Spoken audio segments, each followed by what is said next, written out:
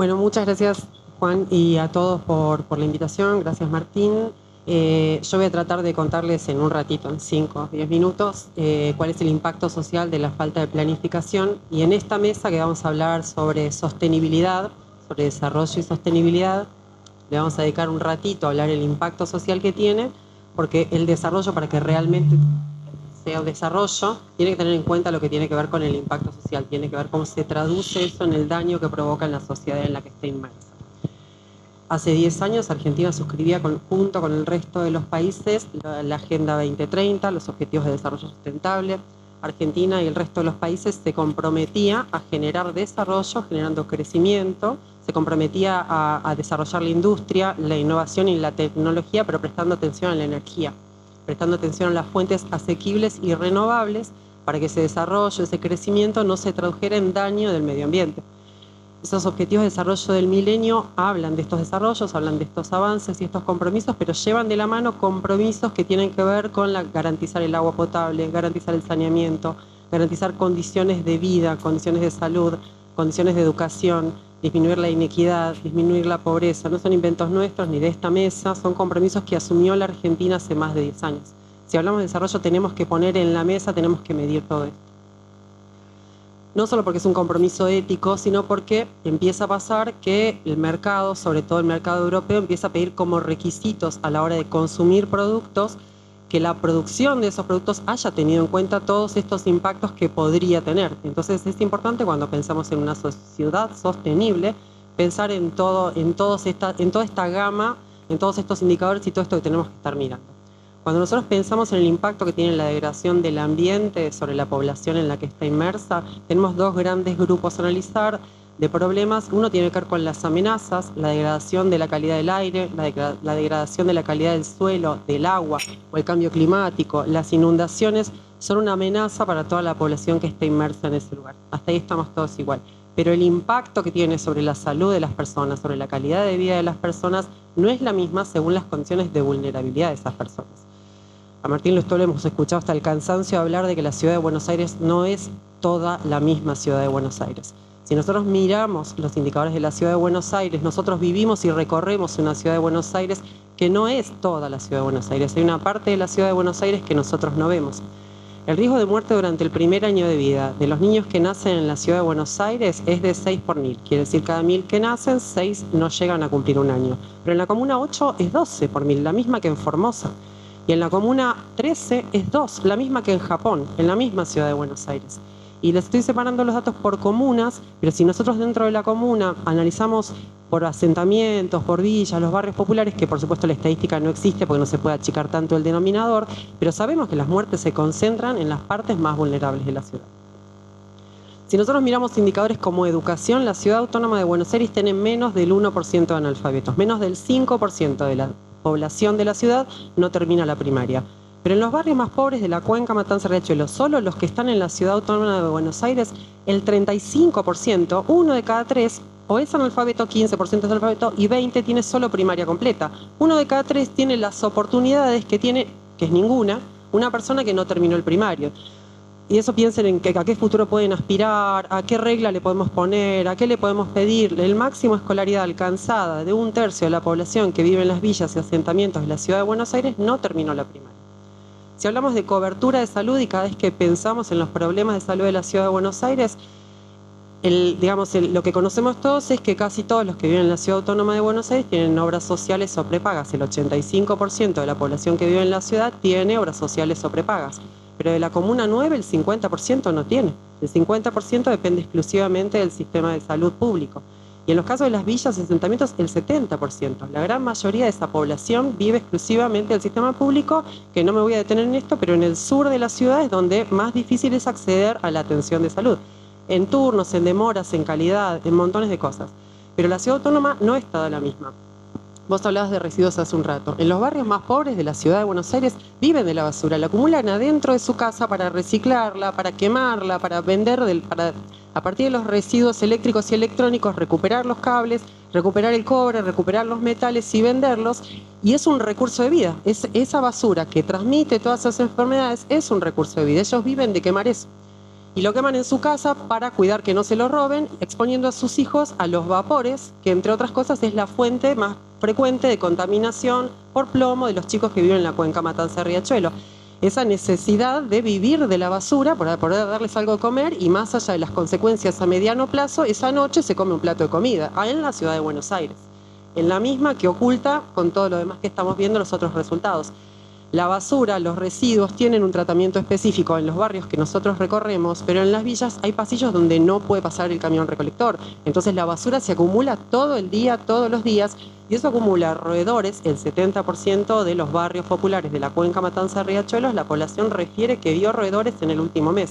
La ciudad está llena de roedores. Levante la mano, ¿quién de ustedes en el último mes vio un roedor en la cercanía de su casa? 3. El 70% de los barrios más vulnerables de la cuenca, porque es cotidiano, porque todos los días los ratones caminan entre ellos.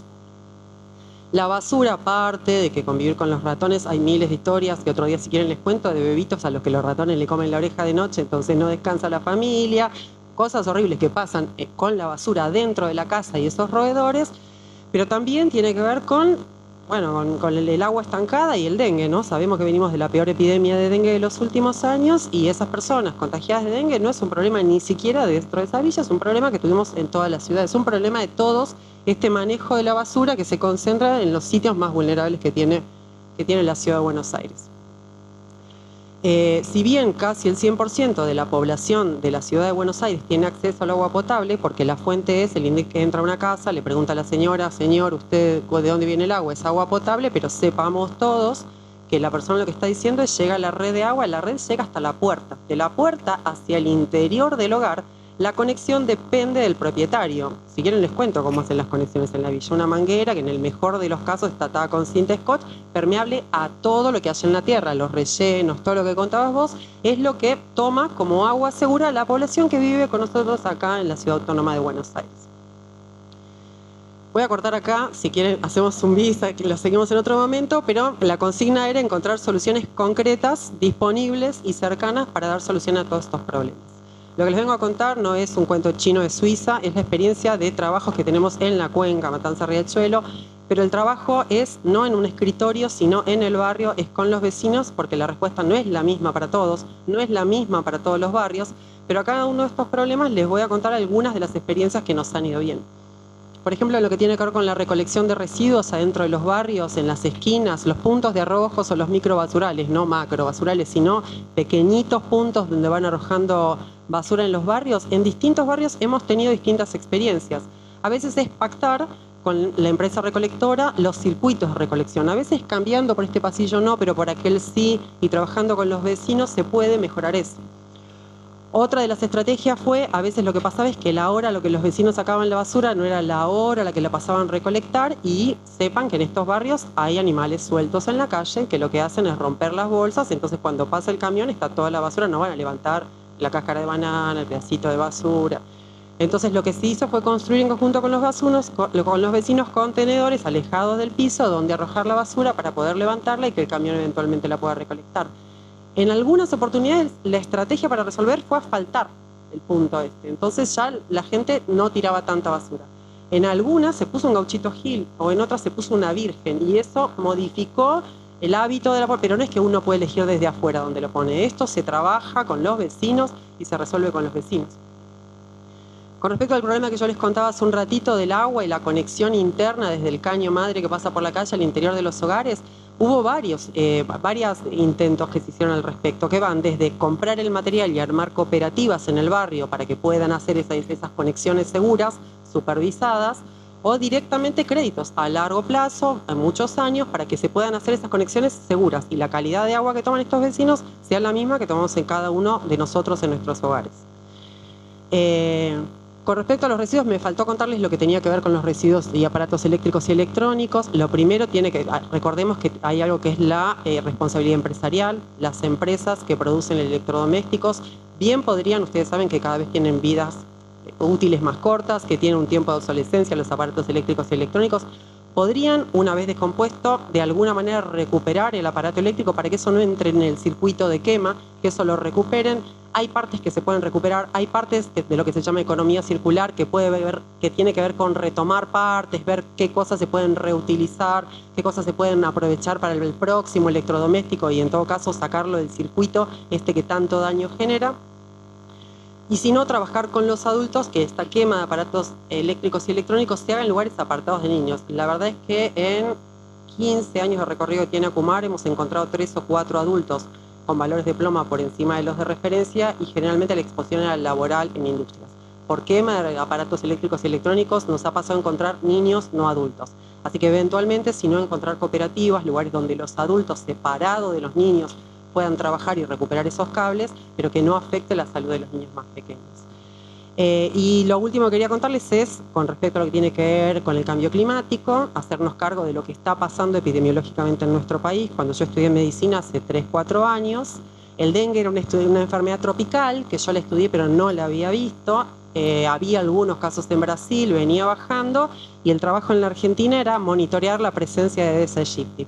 Hoy seguimos monitoreando la presencia de Aedes aegypti, que sabemos que está en Neuquén. O sea, no es eso lo que tenemos que hacer hoy con dengue. Hoy dengue lo tenemos instalado. El año pasado fue el primer año que hasta la provincia de Buenos Aires tuvimos dengue todas las semanas. Antes dependíamos de que viniera algún viajero de alguna zona, ya no, ya lo tenemos acá. Las estrategias que tienen que tener respuesta a dengue tienen que ser atendiendo a la realidad. El cambio climático ya nos cambió el lugar donde estamos, los mosquitos están instalados. Lo que está probando Provincia de Buenos Aires, por ejemplo, y Cava no, tiene que ver con herbicidas. Es un recurso caro, pero se puede elegir. Provincia de Buenos Aires está eligiendo, por ejemplo, estos acúmulos de basura que se dan en algunos barrios donde no se puede resolver de fondo. Esos son los lugares donde ir a poner la herbicida. Si no, vamos a tener criadero de mosquitos eternos y a cantidades infernales. Hay respuestas específicas y concretas que tenemos que ir dando para poder resolver todo. Y la última que me voy a contarles es, en el 2023 se desarrolló una ficha que tiene que ver con eventos de salud relacionados a temperaturas extremas, porque las olas de calor y las olas de frío están directamente relacionadas con el aumento de la mortalidad, y lo que queremos hacer es empezar a monitorear, lo que se intentó hacer, es empezar a monitorear qué pasa con la morbilidad, con la enfermedad relacionada a las temperaturas extremas. Por supuesto, hoy el gobierno nacional no está haciendo nada al respecto, pero cada jurisdicción puede usar esa ficha, puede tener información sobre qué está pasando con las olas de frío y las olas de calor para tener respuestas oportunas y adecuadas y poder actuar a tiempo. Así que, resumido, conté algunas de las situaciones, algunas de las respuestas. Las respuestas son todas sencillas, son baratas, son efectivas, se les puede dar continuidad. Lo que hay que hacer es ocuparse de recorrer, conocer cuál es la especificidad de cada barrio, de cada zona, de involucrar a los vecinos en pensar las mejores estrategias, que son los que más la conocen, y llevar a la práctica lo que ya está demostrado, lo que tenemos al alcance. Es solo cuestión de ponerse a trabajar en lo que sabemos que tenemos que trabajar.